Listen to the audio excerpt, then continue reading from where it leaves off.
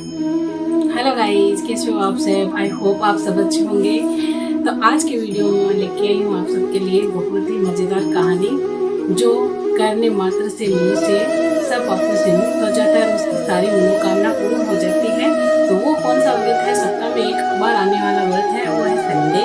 जैसे कि हम सूरज भगवान की पूजा करते हैं, तो सूरज भगवान जीता जागता एक हमारा देव है, तो उनका व्रत करने मात्र से इंसान की सारी मनोकामना पूर्ण होती है। तो गाइस, पूरी तरह कहानी में बने रहना, बीच में उठ के मत जाना, नहीं तो सूरज भगवान रुष्ट हो जाएंगे। ओके, तो अब मैं आपको पूरी कहानी सुनाऊंगी। ओके, सूरज भगवान की। तो ये है विधि। सर्व मनोकामनाओं की पूर्ति हेतु रविवार का व्रत श्रेष्ठ है। ओके गाइस, इस व्रत की विधि इस प्रकार है। प्रातः काल स्नान आदि से निवृत्त होकर स्वच्छ वस्त्र धारण करें।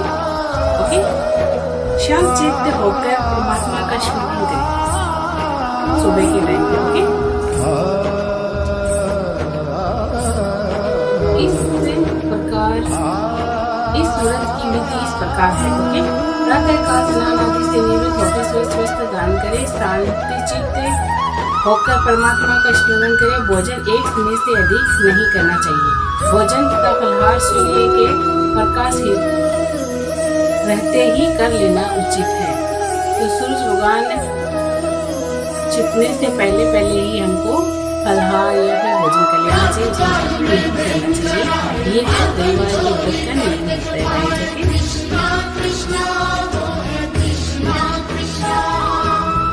होता है। रहने पर सूर्य छिप जाए तो दूसरे दिन सूर्य उदय हो जाने पर ही आगे देखने के बाद ही भोजन करें। व्रत के अंत में व्रत कथा सुननी चाहिए। व्रत के दिन नमकीन तलित भोजन कदाचित ग्रहण न करें, ये भी नहीं है। इस व्रत के करने से मान सम्मान बढ़ता है तथा का क्षय होता है। आंख की पीड़ा के अतिरिक्त अन्य सब पीड़ाएं दूर होती है सूरज भगवान का व्रत करने मात्र से। ओके गाइस, तो इसकी कथा है, ये तो मैंने आपको विधि बताई है। ओके, अब मैं आपको कथा सुनाऊंगी, पूरी तरह कथा में बने रहना। तो कथा क्या है? एक बुढ़िया माई थी। ओके, उसकी नियमित था प्रति रविवार को सवेरे ही स्नान आदि कर घर को गोबर से लीपती थी बुढ़िया माई। ओके,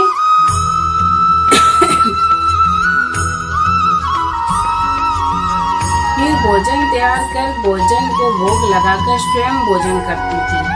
ऐसा व्रत करने से उसका घर अनेक प्रकार के धन धान्य से परिपूर्ण था। श्री हरि की कृपा से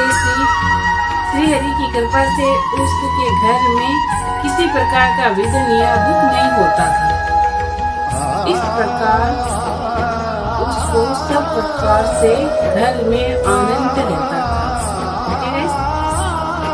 इस तरह कुछ दिन बीत जाने पर उसकी पड़ोसन, जिसकी गौ का गोबर वह बुढ़िया माई लाया करती थी, विचार करने लगी, यह वृद्ध सर्वदा मेरे गौ का गोबर ले जाती है, इसलिए अपने गौ को घर में भीतर बांध लेती हूँ। बुढ़िया को गोबर न मिलने से रविवार के दिन अपने घर को न लीप सके।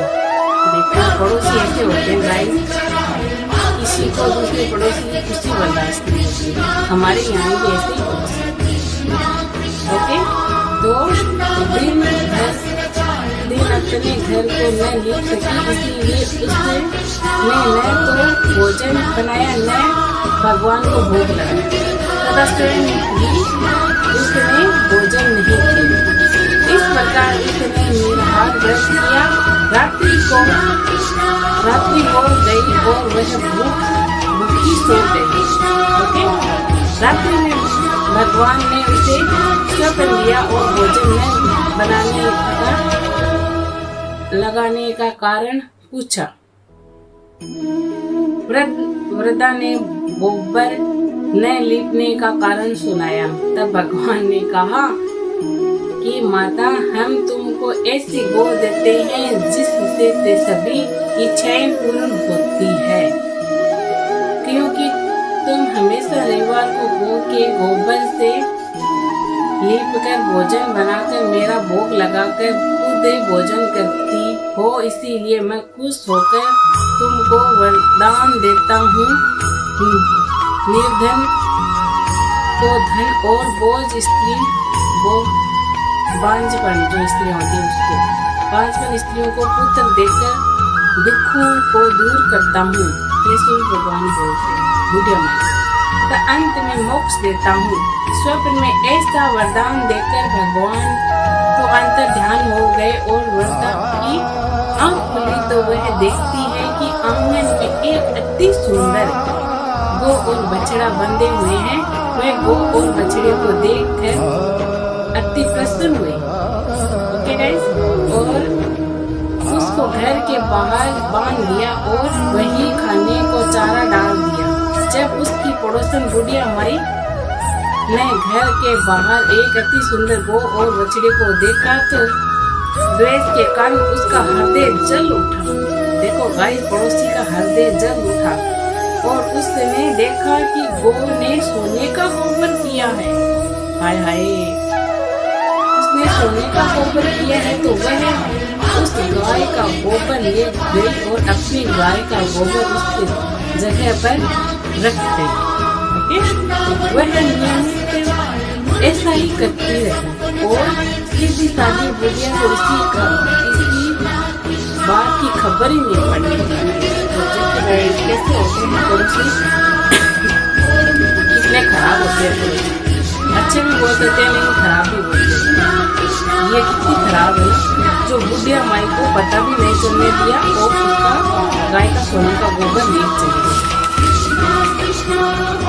ईश्वर ने सोचा कि चालाक पड़ोसी के कर्म से बुढ़िया ठगी जा रही है, भगवान तो सब देखते हैं। तो ईश्वर ने संध्या के समय अपनी माया से बड़े जोर की आंधी चला दी। बुढ़िया माई ने आंधी के भय से अपनी गौ को पीटकर बांध लिया। प्रातःकाल जब वृद्धा ने देखा कि गौ ने सोने का गोबर दिया है तो उसके आश्चर्य की सीमा न रही और वह प्रतिदिन गौ को घर के भीतर ही बांधने लग गई।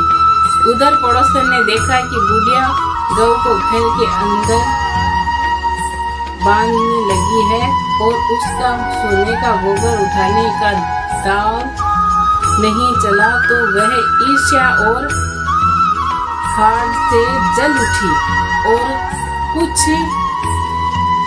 उपाय न देखा तो पड़ोसन ने उस देश के राजा की सभा में जाकर कहा, राजा देखो, मेरे पड़ोस में एक वृद्धा के पास ऐसी गौ है जो आप जैसे राजाओं के ही योग्य है। ओके, वह नित्य सोने के गोबर देती है। आप उस सोने से प्रजा का पालन करिए। वह वृद्धा इतने सोने का क्या करेगी। राजा ने यह बात सुन अपने दूतों को वृद्धा के घर में भेज दिए कि आज्ञा दी कि वृद्धा प्रातः ईश्वर का भोग लगाए भोजन ग्रहण करने ही जा रही थी कि राजा के कर्मचारी वो खोल कर ले गए। वृद्धा काफी रोई चिल्लाई किंतु कर्मचारी के में कोई क्या रहता है, समझ में नहीं। उस दिन वृद्धा गौ के वियोग में भोजन न खा सकी और रात भर रो रो कर ईश्वर से गौ को खाने के लिए प्रार्थना करती रही। उधर राजा गौ को देखकर बहुत प्रसन्न हुआ, लेकिन सुबह जैसे ही वह उठा सारा महल गोबर से भरा दिखाई देने लगा। राजा यह देखकर घबरा गया। भगवान ने रात्रि में राजा को स्वप्न में कहा कि हे राजा, गाय वृद्धा को लौटा दो, मैं लौटाने में ही तेरा भला है। उससे के रविवार के व्रत से प्रसन्न होकर मैंने उसे गौ दी थी। प्रातः होते ही राजा ने वृद्धा को बुलाकर बहुत सा धन के साथ सम्मान सहित गौ बछड़ा लौटा दिया। ओके, उसकी पड़ोसन को बुलाकर उचित दंड दिया। पड़ोसन को दंड दिया। इतना कहने के बाद राजा के महल से गंदगी दूर हुई। उसी दिन से राजा ने नगरवासियों को आदेश दिया कि राज्य की तथा अपनी समस्त मनोकामना की पूर्ति के लिए रविवार का व्रत रखना उचित है और रविवार का व्रत रखा करो, ऐसा आदेश दिया राजा ने। कि रविवार का व्रत रखा करो। व्रत करने से नगर के लोग सुखी जीवन व्यतीत करने लगे। कोई भी बीमार तथा प्रकृति का प्रकोप उसे नगर पर नहीं होता था। सारी प्रजा सुख से रहने लगी। बोलो ओम श्री देवाय नमः। कमेंट बॉक्स में जरूर लिखना गाइस। तब तक के लिए अगले वीडियो फिर मिलते हैं। तब तक के लिए बाय बाय।